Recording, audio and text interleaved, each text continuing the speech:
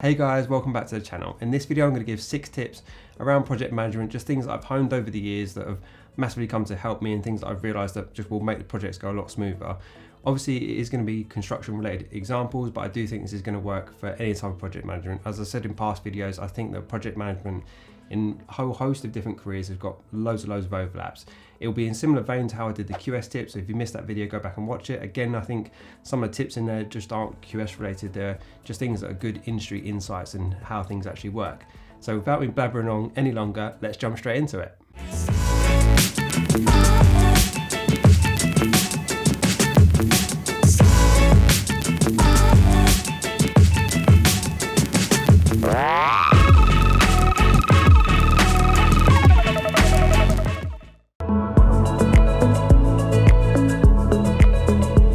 Number 1, play dumb or don't be afraid to be the idiot in the room. Now I've lost count of how many times I've said in meetings, sorry to ask a dumb question, but the reason for this is you've got to realise as a project manager that you will always be in a meeting with a professional that knows way more about their topic than you will. But what you also have to understand is that you're the one person in that room who's probably comfortable in that setting, i.e. not knowing everything that you need to know. Because what you have to remember is that it doesn't matter if it's architects, engineers, or subcontractors or trades, whatever the profession is, obviously they're probably more used to dealing with their sector for 90% of the time. And obviously meetings like this is 10% of their day, whereas it's the other way around for you. 90% of the time, 90% of your time, you're obviously in these situations where you're surrounded by professionals that know way more about their topic than you'll ever will. So what you have to understand is that one of the biggest things that can ever go wrong in any project type is assumptions. And assumptions are always born out of things where you think that the other person on the other side knows exactly what you're talking about, or exactly what the engineer is talking about, or exactly what the MEP guy is talking about. But ultimately that is where it's going to go wrong, because people will be quiet and not say, hold up, I don't understand. Now to give you a real life example of this, I can remember a few years ago now being sat in a meeting with probably about 70% of the directors and CEOs, CFOs and the MD of a company. And our CFO was talking about something on a financial topic, and I understood the first part of what he said, and he said something after that which completely lost me, but nobody else flagged it. So I kind of thought, well, let's let him carry on talking, and if it doesn't make sense by the end, obviously I'm going to flag it. So once he sort of got to finish where he was speaking, maybe after 5 or 10 minutes, I said, sorry, I really got lost back there where you said X, Y, Z. And as soon as I said that, obviously he started to explain that point, and about 5 or 6 people flagged up and basically asked a whole ton of questions off the back of his response to that, which just goes to show you that 5 or 6 people were sat there exactly like me, not understanding that point, but weren't prepared to actually say anything. And as I said, they were all very senior people within the company. So by me being prepared to not be bothered by what people think about me asking a dumb question or what appeared to be a dumb question, it just became so obvious that actually everybody was lost and nobody knew what he was talking about. So it doesn't matter what context you take that in, whether it's on site or it's a different type of project, say in IT. If you're prepared to be the idiot and make sure that everybody's on the same page when something is said, I guarantee you it will save so much heartache through projects. So that's that tip wrapped up into one. Number 2, associated works. So when you get started, you're going to see things as very much in boxes of the different packages that are available. So for instance, you'll see that the ground workers are going to go first and potentially they're going to pass off onto the brickworks. Now one of the issues that obviously can go wrong here, and one of the things you'll learn, is about the smooth transition from one to the other. So what could go wrong is obviously the brickie turns off the site going, I wasn't expecting, say, to do the DPC course. I was expecting to take it on from that point, and vice versa. So what you need to focus on is those transition points and making sure that both parties understand exactly where one package ends and the other one begins. But what I mean by associated work is actually a little bit different to this, but I wanted to explain that point because I think it's quite valid. And another good example of that is things like rainwater goods with the design team. So often that can be a debate between the architect, the engineer or MEP team as to who's actually designing it. Ultimately, from your point of view, you just want one of them to decide who it is more appropriate for to actually design and obviously stick it in their package. But you want to flesh out in meetings who's actually going to be doing it. Now, going back to associated works, what I mean by this is that a lot of people, obviously, particularly when you're beginning your career, is you don't think about all the works that could be curated by you doing one element of works. So to give you a good example of this is doing like a house extension. So a really simple example. you're pricing that job, or you're looking at that job thinking only about the box that's being put onto the house, not all of the other works that could be created by doing that. So for example, how are you going to connect the flooring internally? Is the customer expecting you to like renew the whole flooring? How are you going to connect into the existing boiler? Is there going to be roots? How are you going to connect into the existing drainage? Is there a nearby point, or do you need to jig up the driveway? All these things obviously have a ton of different works associated with them. Are the floor levels level inside, or are you going to have to dig up different things?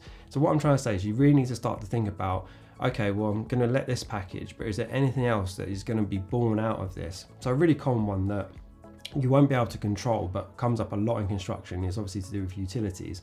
So you may be applying for water or electric with your new site, and when you make that application, the different utility boards can come back to you and say, actually, we're going to need to do upgrades to facilitate your site, which means that basically there's not enough capacity on the system, so therefore they're going to have to spend more money to actually facilitate your site.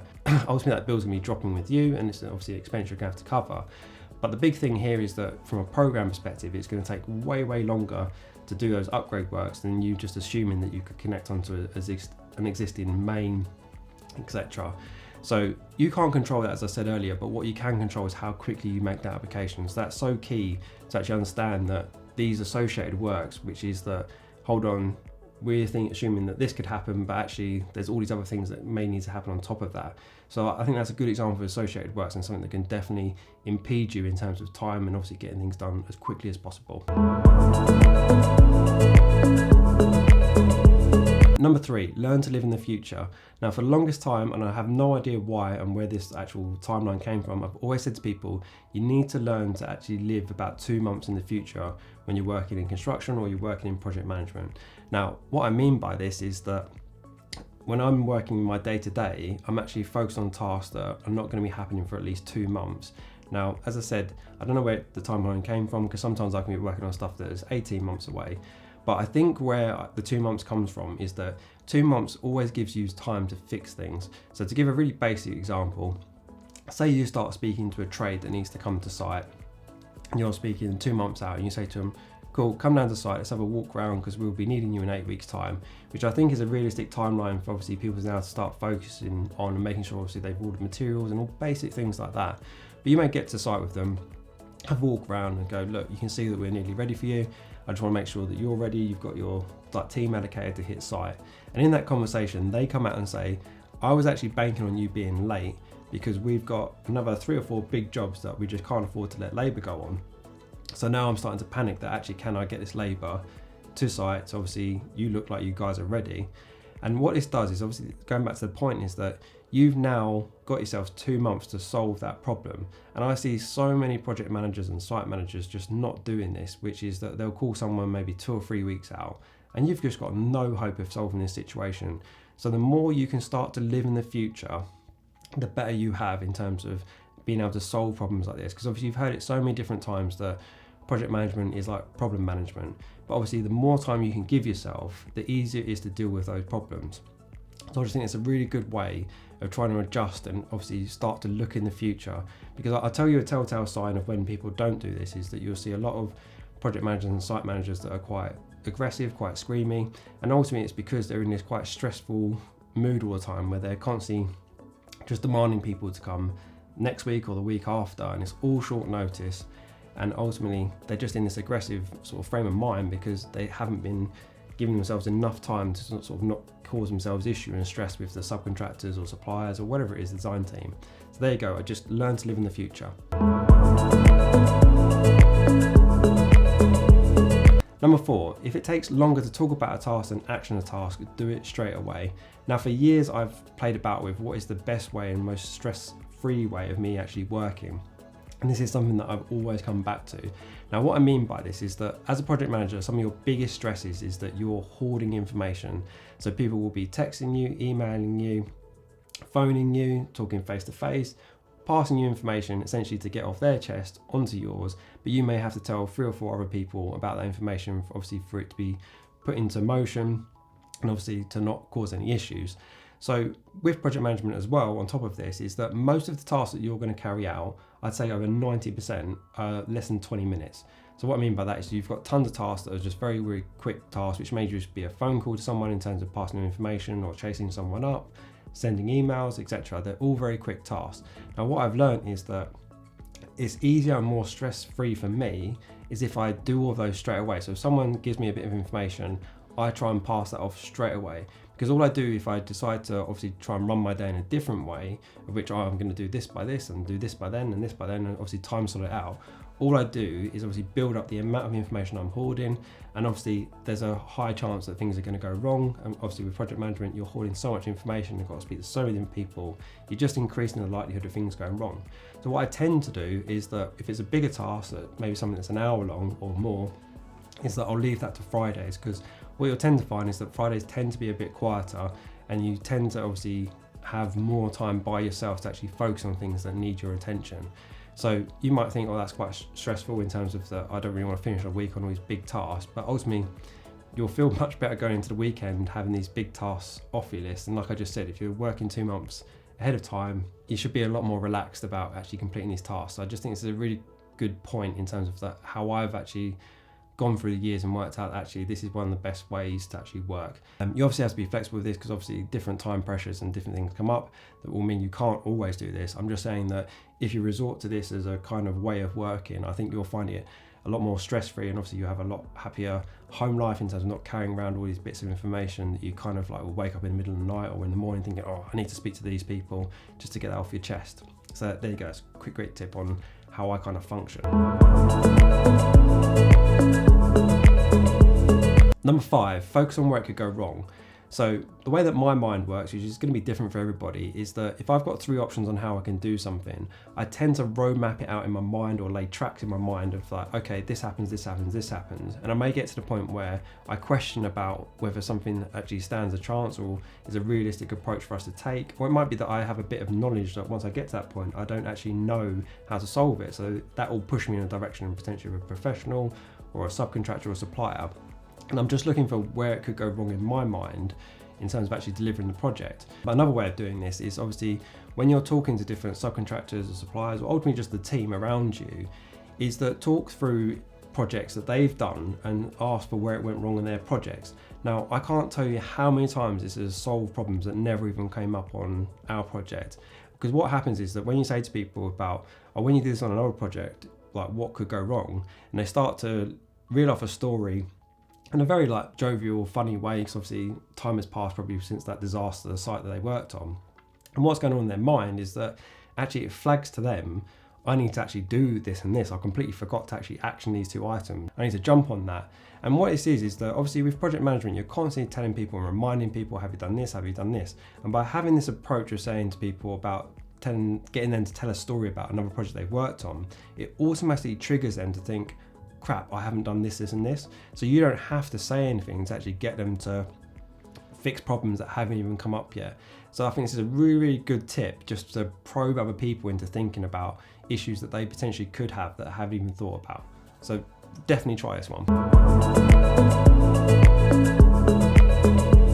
Number 6, never finger point or shout. Now I'm sure a ton of you are squinting at the screen now thinking, what is he talking about?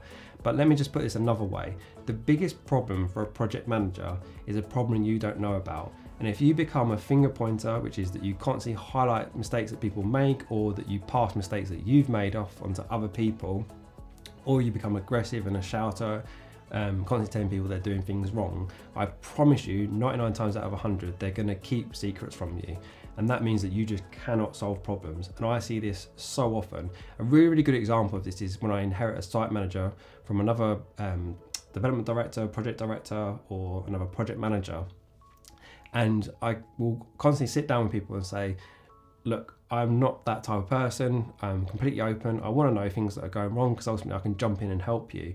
You keeping secrets to yourself just means that potentially it could like obviously build up into a much, much bigger problem by you keeping it to yourself for 2 or 3 weeks. So you really want to develop yourself into becoming the person where people will come to you with their mistakes, their issues, their problems.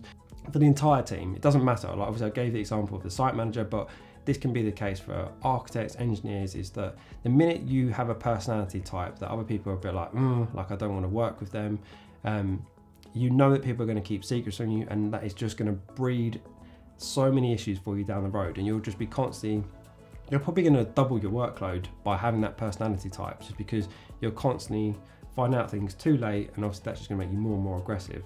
So if you can be a type of person that everyone wants to approach and say, I potentially got this issue, and just be this soundboard for people, and you can point them in different directions.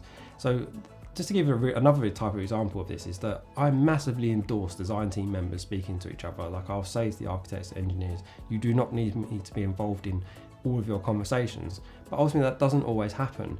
But what you want to happen obviously is that if they've got issues amongst each other, in that they think that the other person's not listening to them, that you can be that soundboard and not feel like, oh, it's a telltale tick. Oh, you don't want to pick up the phone and go, oh, blah, blah, says you're an idiot. You're never listening to what he's got to say, and that's only going to cause friction. And a lot of people do have these sort of friction types of relationships. And I just don't think, if you want to be a successful project manager and obviously go further in your career, you want to have the opposite personality. And the other way of looking at this as well is that problems do come up in construction, and they do come up in any type of project.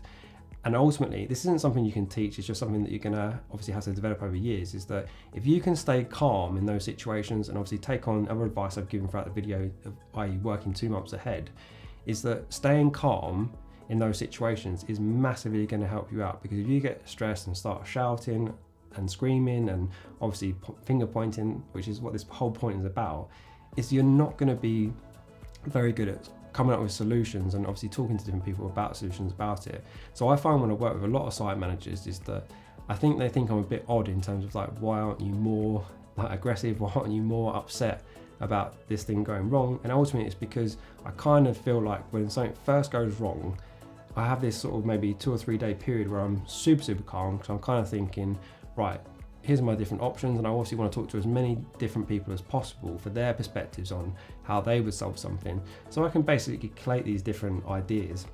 Like you might have heard this thing that I'm sure not many people have heard of, but it's called vujade. So it's a bit like deja vu, but it's kind of in reverse, which is that sometimes the best way to solve a problem is actually to sleep on it, do nothing about it. So I like to listen to the problem, like I said, speak to a ton of different people, and then just sleep on it for a day or two, and digest the different solutions that people have got coming towards me.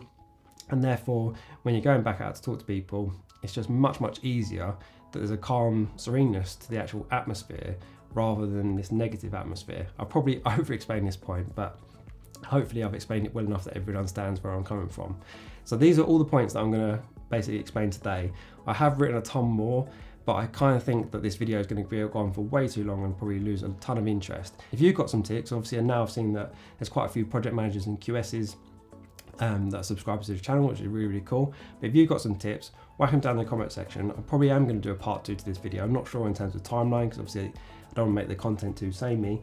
But if you've got some tips, I'll definitely include them in the next video as bits of advice on when you're starting out. So I hope you enjoyed this video. If you did, please smash the thumbs up button. It massively helps us with the YouTube algorithm. Thank you so much for watching, and I'll see you in the next one. Thank you.